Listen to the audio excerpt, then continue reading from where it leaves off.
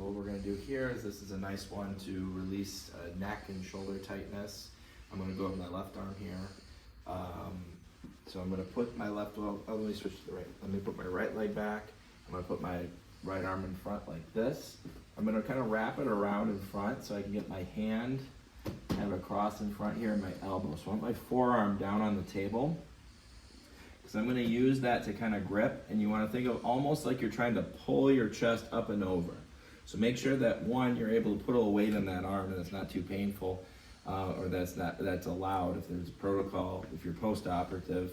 But I wanna try to grip like I'm pulling in. I wanna engage my lat here, okay? Also gonna engage the subscapularis muscle underneath the shoulder blade a little bit, and a little bit of the pectorals. We're trying to release these things eccentrically, so I'm gonna kind of grip like this. I'm gonna tension like this, and I've got my same side leg back behind me. So I'm tensioning and anchoring back through my leg, my right leg here, and my right arm in front. Also loading and tensioning in my left leg. So I've got I've got my two legs, I've got my other arm here too as well if I need it for extra support. And I'm tensioning and pulling as I anchor back here and then kind of pull back that way. I'm trying to work this in here. This is really great for being able to kind of guide that shoulder blade motion too, with control and support, so I'm not pinching in the shoulder, not scrunching my neck. I can also guide my head away from with this hand if it's free, and kind of work out tightness in the levator here as well. So there's a lot of things I can do, but this is a really great one. I can kind of swivel into this too and kind of pull through here. Now I'm gonna come over to the wall and do the same thing here so you can see how you might progress, or an alternative way to do it.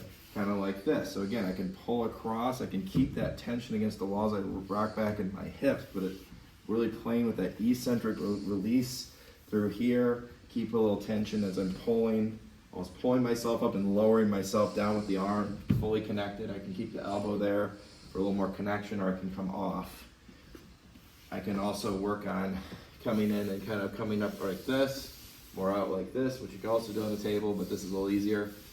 This is where I can kind of work on the mechanics and kind of guide in through here as well.